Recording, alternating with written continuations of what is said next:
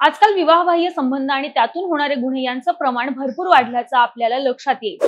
नुकतंच मेरठमध्ये राहणाऱ्या मुस्कानने आपल्या प्रियकरासोबत मिळून पतीची हत्या केली, तसंच त्याच्या मृतदेहाचे तुकडे करून एका ड्रम मध्ये भरले आणि हे सगळं काळ्या जादूतून करण्यात आलेलं होतं। आता आपल्या छत्रपती संभाजीनगर मध्ये देखील असाच एक प्रकार घडल्याचं समोर आलं। उपजिल्हाधिकारी देवेंद्र कटके यांच्या पत्नी सारिका यांनी आपल्या प्रियकर विनोद उबाळे आणि आपल्या माहेरच्या मंडळींसह कटके यांच्यावरती काळी जादू करण्याचा प्रयत्न केलाय। तसंच सारिकाचा मित्र असलेल्या विनोदने उपजिल्हाधिकारी कटके यांच्यावरती पिस्तूल उगारत त्यांना जीवे मारण्याचा देखील प्रयत्न केलाय।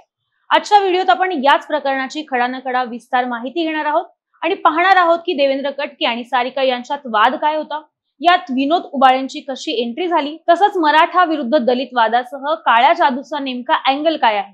नमस्कार, मी पद्मजा आणि तुम्ही पाहताय महाराष्ट्र भूमी। वर्ष होतं 2000 चं। उपजिल्हाधिकारी देवेंद्र कटके आणि सारिका देशमुख यांनी आंतरजातीय प्रेमविवाह केला। सारिका या मूळच्या धाराशिवच्या होत्या, तर देवेंद्र हे जालन्यातील रहिवासी। सुरुवातीला काही दिवस दोघांमध्ये चांगले गेले, त्यांना 2 मुलं देखील झाली। मात्र त्यानंतर त्यांच्यात वादाला सुरुवात झाली। आता वादाचं कारण काय होतं, तर सारिका या देवेंद्र कटकेंकडे अनुसूचित जातीचं प्रमाणपत्र काढून द्यायची मागणी करत होत्या। त्यांना शासकीय सेवेत रुजू होण्यासाठी त्या प्रमाणपत्रामार्फत आरक्षणाची गरज होती। सारिका या मराठा समाजातून येतात, म्हणजे त्या खुल्या प्रवर्गातील होत्या, तर देवेंद्र हे अनुसूचित जातीचे होते। पण शासन निर्णयानुसार आंतरजातीय विवाह करणाऱ्यांना शासकीय सेवेसाठी आरक्षणाचा लाभ काही घेता येत नाही आणि त्यामुळे देवेंद्र कटके हे सारिका यांना प्रमाणपत्र काढून देण्यास नकार देत होते आणि हेच कारण त्यांच्यातल्या वादाची सुरुवात ठरलं। आपल्याला देवेंद्र यांच्याकडून कोणत्याही प्रकारचा फायदा होत नाहीये हे लक्षात आल्यानंतर सारिका यांचं वर्तन बदललं। सुरुवातीला सर्वांशी प्रेमाने वागणाऱ्या सारिका या अचानकपणे सासू सासऱ्यांसोबत वाद घालायला लागल्या। तसंच त्या देवेंद्र यांना देखील जातीवाचक शिवीगाळ करायला लागल्या। त्या देवेंद्र यांना म्हणायच्या, तू कलेक्टर जरी झालास तरी खालच्या जातीचाच राहशील। तरीही देवेंद्र हे सामंजस्याची भूमिका घेत राहिले। पण याच दरम्यान अशी एक घटना घडली ज्यामुळे त्यांच्या वैवाहिक जीवनात बरंच काही बदलून गेलं। त्याचं झालं असं की बऱ्याच दिवसांपासून देवेंद्र हे सारिका यांच्यावरती नजर ठेवून होते। त्यांना वाटायचं की त्यांच्यापासून काहीतरी लपवलं जातं आणि होतं देखील तसंच। 21 ऑक्टोबर 2015 त्या दिवशी दिवाळी होती।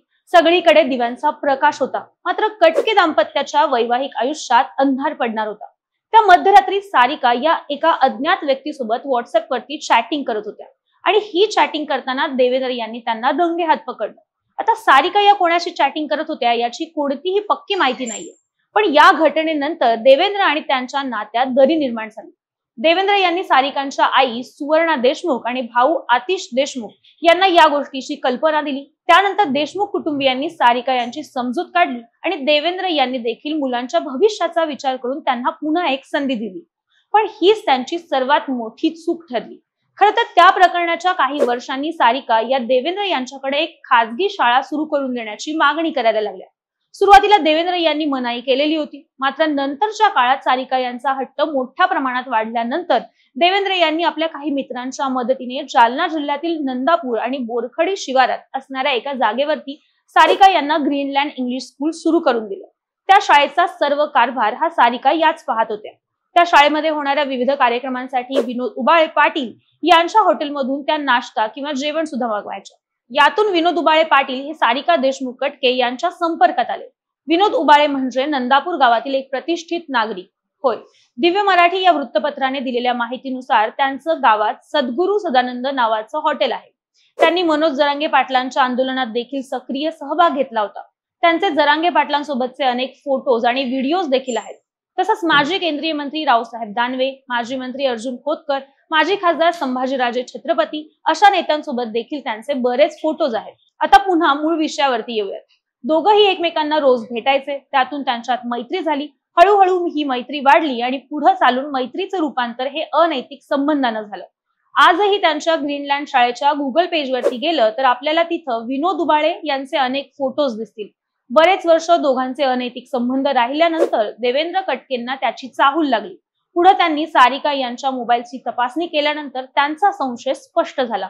त्यांनी सारिका यांना याबद्दल जाब विचारला, पण सारिका काही मागे सरल्या नाही।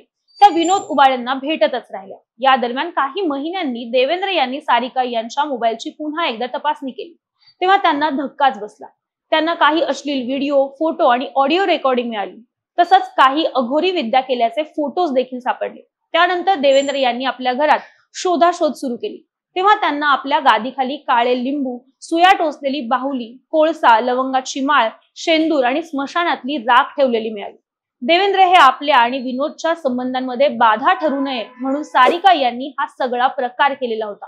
तसंच सारिका यांनी आपली माहेरची मंडळी आणि घरकाम करणाऱ्या मोलकरणीसह मिळून देवेंद्र यांच्यावरती विष प्रयोग करण्याचा देखील प्रयत्न केलेला होता।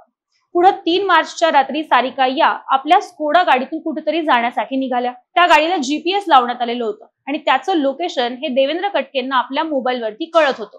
त्यांनी आपली गाडी काढली आणि सारिका यांच्या गाडीचा पाठलाग करण्यास सुरुवात केली। त्यानंतर रात्री 8:30 वाजेच्या सुमारास छत्रपती संभाजीनगरच्या कॅब्रिज पुलाजवळ सारिका यांची गाडी थांबली। तिथंच रस्त्याच्या बाजूला विनोद उबाळेंची गाडी देखील उभा होती। सारिका आणि विनोद एकमेकांना भेटले। तितक्यात देवेंद्र हे समोर आले। त्यांना पाहिल्यानंतर विनोदने आपल्या गाडीतून पिस्तूल बाहेर काढलं आणि देवेंद्र यांच्यावर निशाणा लावत आडवा आलास तर उडवून टाकेन अशी धमकी देखील दिली। याच दरम्यान दोघांनीही देवेंद्र यांना जातीवाचक शिवीगाळ देखील केली। त्यानंतर देवेंद्र हे थोडे घाबरले आणि त्यांनी तिथून जाण्याचा निर्णय घेतला। ते पुन्हा शहरात आले आणि त्यांनी सातारा परिसर पोलीस स्थानकात तक्रार दाखल केली। पोलिसांनी आरोपी सारिका कटके, विनोद उबाळे पाटील यांच्या विरोधात अॅट्रॉसिटी आणि जादूटोणा विरोधी कायद्याअंतर्गत गुन्हा दाखल केलाय। तसंच जीवे मारण्याचा कट रचण्यासंदर्भात देखील सारिका यांच्यासह त्यांचे बंधू आतिश, आई सुवर्णा आणि मोलकरीण छायाबाई यांच्या विरोधात देखील गुन्हा दाखल करण्यात आलाय। तसंच त्यातल्या सारिका, विनोद आणि आतिश यांना न्यायालयाने 5 दिवसांची कोठडी देखील सुनावली। पण या घटनेनंतर एक गोष्ट विचार करायला लावते की सारिका यांना देवेंद्र हे लहान जातीचे वाटत होते, तर त्यांनी त्यांच्याशी विवाह का केला? देवेंद्र यांच्याशी विवाह करून सारिका यांना फक्त आरक्षणाचा फायदा घ्यायचा होता का? असे काही प्रश्न या ठिकाणी उपस्थित होत आहेत। तर या सगळ्यावरती तुम्हाला काय वाटतंय? तुमचं याबद्दलचं मत कमेंट्सच्या माध्यमातून आम्हाला नक्की कळवा। धन्यवाद।